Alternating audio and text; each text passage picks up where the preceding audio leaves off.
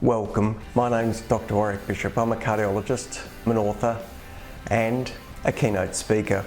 I'm CEO of the Healthy Heart Network. I'm all about trying to help people live as well as possible for as long as possible. Heart disease is huge in Australia. Every 20 minutes someone suffers a heart attack. Most of these could probably have been avoided if only we knew what to do. This podcast is all about helping you understand blood pressure, weight, cholesterol for better health. If you enjoy this podcast, I would be honoured for a 5-star review. You can share it with your family and friends. It may well save someone you love. Hello and welcome to my podcast and videocast station. It's Dr. Warrick here. Today I've got a special guest from the other side of the world, from Denver, Colorado. I've got Danielle Cole. Danielle is joining me today in relation to fatty 15 or C15, which is a fascinating supplement I've come across and I really want to share. Danielle's background is science, but she's really been in the space of integrative medicine. She's got a real passion for diet, nutrition, and how we can get people their best health journey. She is head of sales for Fatty 15, and it's my absolute pleasure to have her here today. Hi, Danielle. Hello, Dr. Warrick. Thank you so much for inviting me. I'm happy to be here. Thank you so much for finding the time. Look, this is a really, I'm very excited about this particular podcast interview because I've been using C15 myself for probably 9 months to a year. So has my wife, Shell. And I haven't shared it with anyone yet. I haven't done a podcast on it. So I think this is going to be a defining moment.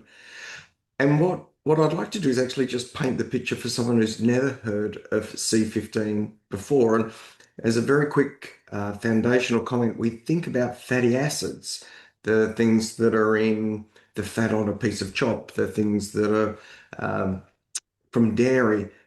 These fats, we often think of them as bad. We think of fats as potentially problematic, although we think about omega-3 oils as good.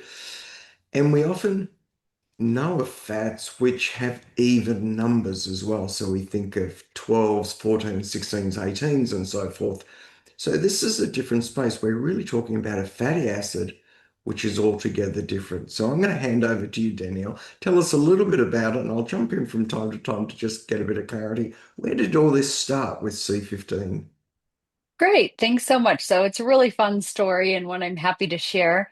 And I can kind of start with what it is and then the story of how it was discovered. And so C15 is the nutrient that is in fatty 15. So fatty 15 has one ingredient. The nutrient is C15. That is the shortened scientific name. The long name is pentadecanoic acid. No one has to remember that, but if you think of pentadeca, that's 15. So again, to your point, this is an odd chain fatty acid. It's the third ever to be discovered essential. So it's the third ever essential fatty acid. So we have omega-3s that are essential, omega-6s are essential, and now C15 is known to be essential. Now humans get plenty of omega-6s in our diet. Some people get enough omega-3, some people need a supplement. And then C15, we historically in the human diet have gotten this from full fat grass-fed dairy. And other mammals also get it from like the heads and skin of some fish, but in our cultures, we mainly don't eat those parts of the fish. And due to farming practices and just the change in our diet, not that many people are getting enough C15. And so, the whole point is every cell in your body, if you think of biology 101 and back to high school and college, every cell in your body has a bilipid layer made up of essential fatty acids. So that lipid layer is made up of fats. And the whole idea is that we have the right ratio of the different fatty acids to optimize cellular health. And when you're in deficient of any of them, you start to have problems. But interestingly, they've found that with the deficiency in C15, there's something called cellular fragility syndrome. And 1 in 3 people globally are deficient. And actually, they're actually critically deficient in this very low level where metabolic health and cellular health sort of falls off a cliff. And then there's sort of this mid to average level where two and three people are. And meanwhile, very few people are in this optimal range. And where we see people in an optimal range are in some blue zones like Sardinia. And so they're getting this very nutrient dense, high altitude grass fed dairy in high levels, and that's how they're getting it.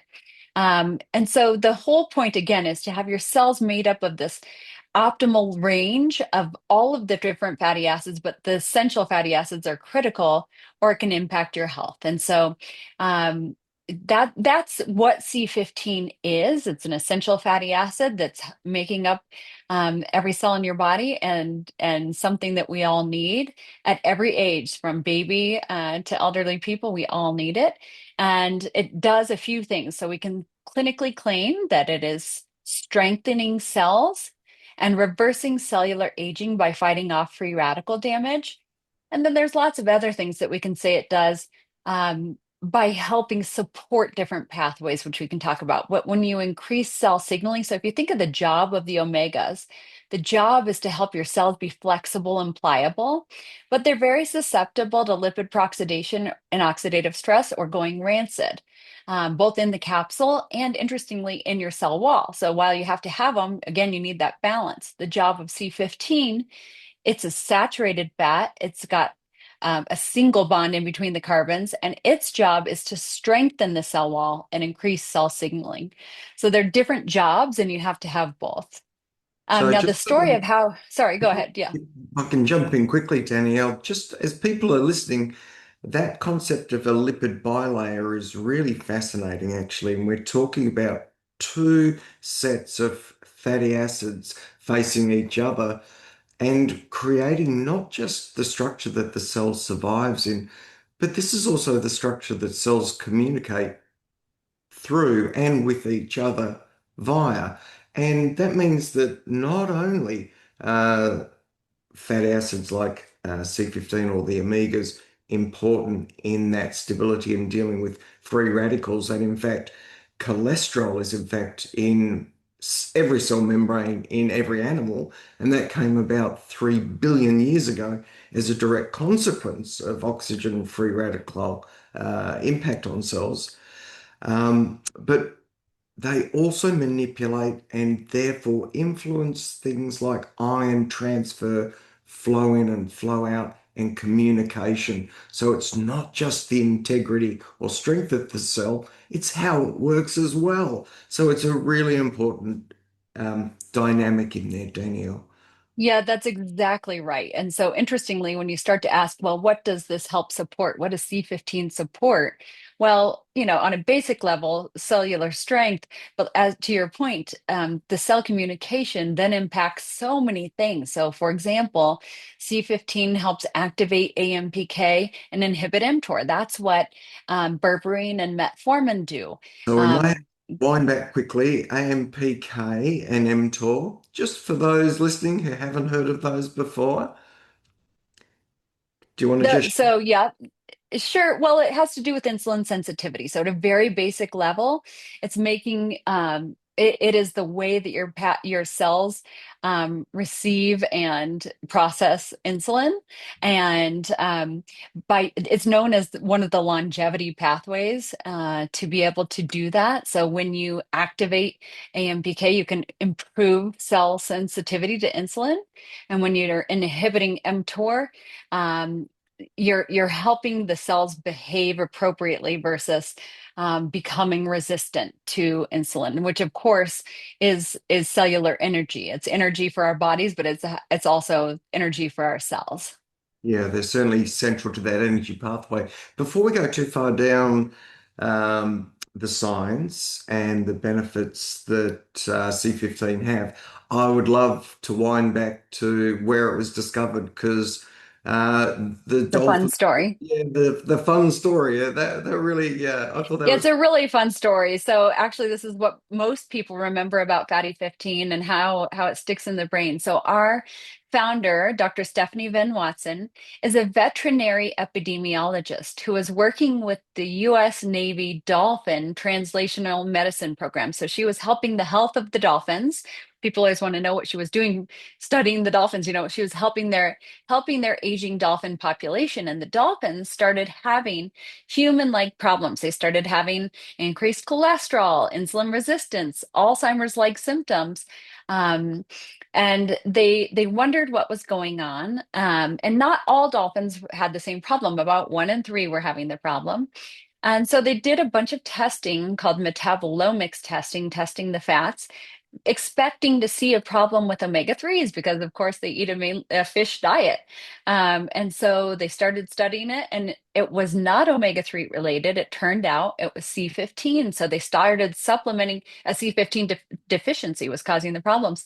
As soon as they started supplementing, they were able to start seeing turnaround in the dolphins very quickly. And they started doing this research in the early 2000s, and she now has over 100 peer-reviewed publications that have translated into human medicine as well.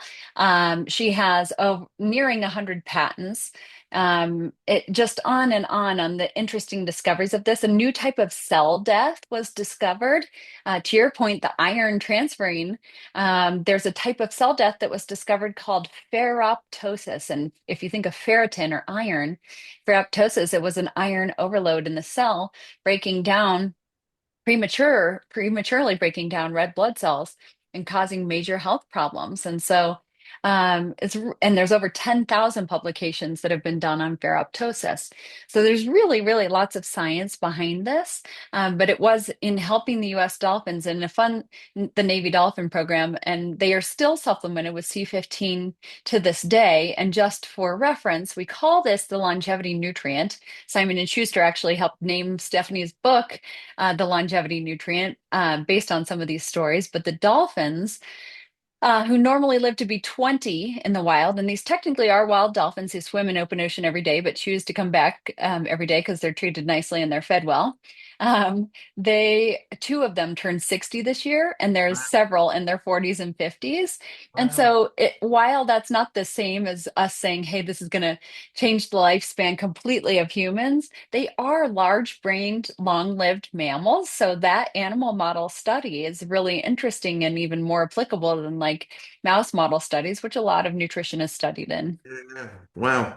It is a fascinating story. And the, as you say, large mammals, large brain, fascinating. I mean, you can see the interest in the crossover of that science. So, what an interesting space to be in.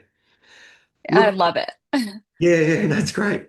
The what for those listening, what might be the sort of questions that someone should be asking themselves if they were thinking that supplementation with C15 would be appropriate? Or based on what you were saying before, Danielle, if 1 in 3 people are critically deplete, then is it almost a situation where people should get checked? Can you measure for it? And what sort of decisions would people make around supplementing with C15? Yeah, really good questions. So, first of all, we did get certified as GRAS, or generally regarded as safe. This is a food or dietary ingredient. And so there is no downside with having more C15 in your diet. Now, what we can't say is, hey, if you're deficient and you just drink a bunch of full fat milk, it'll fix it. Interestingly, you may be able to get out of a deficiency of C15, but because of the pro-inflammatory fats that come along, like C14 and C16 with dairy, we can't make some of the same health benefit claims like supporting metabolic health or supporting liver health or supporting immune health. We can claim that with C15, but we can't tell you, hey, if you eat more butter, eat more ice cream, eat more dairy, that you'll be able to have the same clinical benefits. Yeah. Now, we do recommend this for all ages, interestingly, and we're just now releasing some gummies for children. Because if moms are deficient, all mammals are getting this first from their mother's milk. And so if the mom is deficient or dairy free, then the baby starts out deficient as well. And so, interestingly, babies all the way through life should be getting C15. And we do recommend for children, hey, make sure that they're getting, if they can tolerate it, full fat milk in their diet so that they are getting as much C15 as possible. And again, grass fed has more, corn fed has less than half of the C15 as grass fed. Yeah, okay. So that's interesting too. And who else might be interested in doing this? Well, number one, if you're dairy free, there's a really great chance that you're in that critically deficient level. And you can get tested for C15 levels. Right now, Genova is a testing model that has it available that I think providers sometimes have. We're actually working with biotech, which is global and I think actually based in Australia, who to add the testing to their platform. They want to add a at-home finger prick test that would test omegas and C15 levels easily. And so hopefully that'll be available by June or so. And that'd be nice. But what's interesting is I don't know that people aren't that motivated, I find, by knowing their C15 levels necessarily. But what is motivating are other regularly, routinely tested for blood markers. And so if you know that you have elevated cholesterol, if you have elevated liver enzymes, if your RDW is off, red blood distribution width, or you have high inflammation, high HSCRP, high inflammatory markers. There are some other telltale signs that you're not in optimal health. And while you're going to want to look at your diet as a whole, of course, one thing that you can know is that your cells are not behaving optimally, and you can add in C15 that's been able to show support for all those different pathways. Are there any concerns with mixing C15 with any other dietary supplements or even medications? Is there any crossover that people need to be aware of, Danielle? We have not seen any contraindications or reasons to not take it. It doesn't seem to impact any other foods at the same time. The only time, so we see that it's 100% bioavailable. The optimal range, we want to have it be at 0.4% of your cell makeup. And when you get that tested, you can see in Genova, it'll have it in there. And a lot of people are below zero point 0.2 is that critically deficient place, and zero point 0.2 to zero point 0.4 is kind of this average level, and then 0.4 to zero point 0.6 is optimal. And if you take 100 milligram supplement reliably, all of it actually is absorbed, and it raises in your red blood cells by 0.1. So if you're at 0.2 and you want to get to 0.3, you'd take 100 milligrams. If you're at 0.2 and you want to get to 0.4, you'd take 200 milligrams. And so you can test for dosing and kind of understand that way. But in general, it's generally regarded as safe up to 600 milligrams is what we're certified for, but actually there's been no dose at which they've seen any problems happening. I just think that at some point more isn't more and more helpful. Yeah, sure. And so, yeah, you're going to want to evaluate your diet and understand, okay, am I someone who's eating the skin and head and of a lot of fish? Am I eating a lot of dairy? And by a lot, it's really about 2 cups of full fat grass fed milk per day to get enough. Yeah, okay. Um, yeah, and Yeah, if you're not doing that, then you likely could use more. okay. Look, we talked about the role of C15 in improving cell membrane function and the obvious knock-on effects with that, plus the role that it may have in inflammation. But are you aware of any, and this is, we're probably at a very preliminary stage, so I'm not expecting this, but I'm happy for you to talk to Sure. it.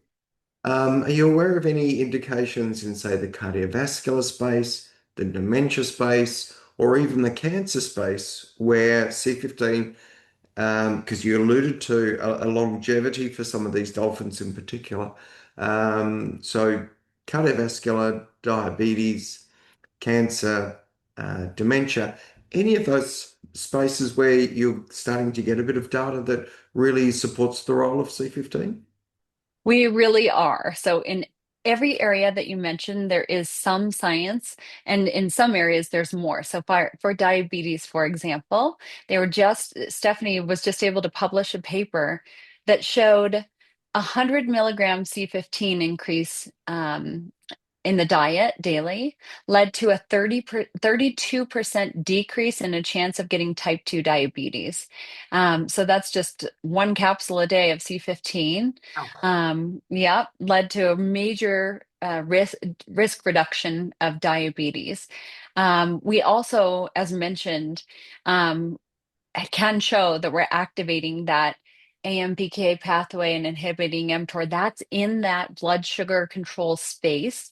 And we work with providers all the time, and the providers have reported back anecdotal evidence that we need to explore further in human studies.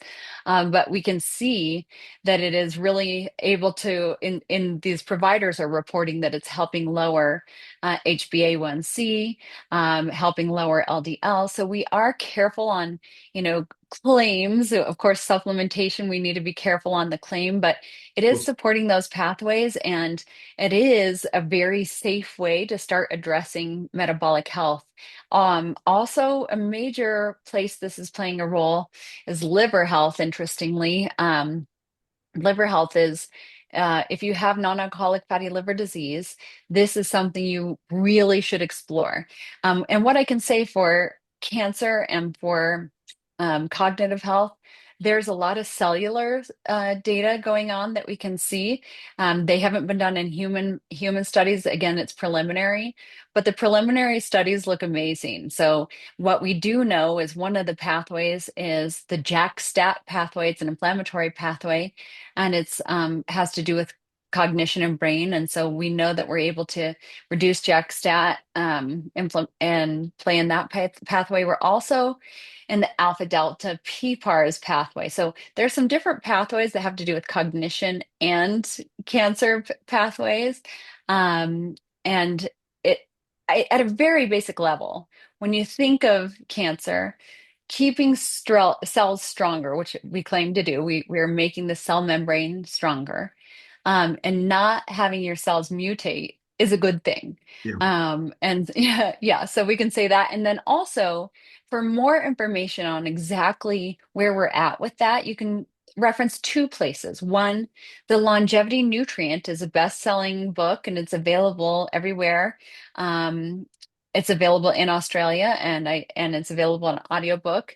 And that does have chapters on cognitive health and cancer.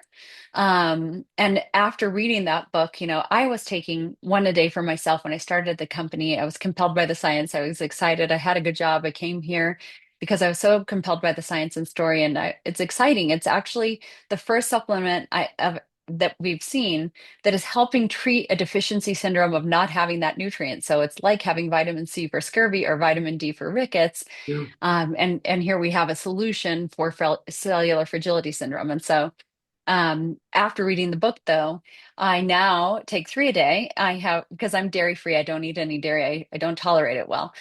So then I have my daughter on it, my dog's on it, my husband on it, my parents are on it. So it changed everything after I read the whole book and understood the science, and know that the last 75 pages are references. So it's an extremely well researched book. It reads nicely. It's easy to read, but it is available there. And then if you don't feel like reading a book, but you want to check out the science, discoverc15.com is our science site, and we have everything referenced there as well.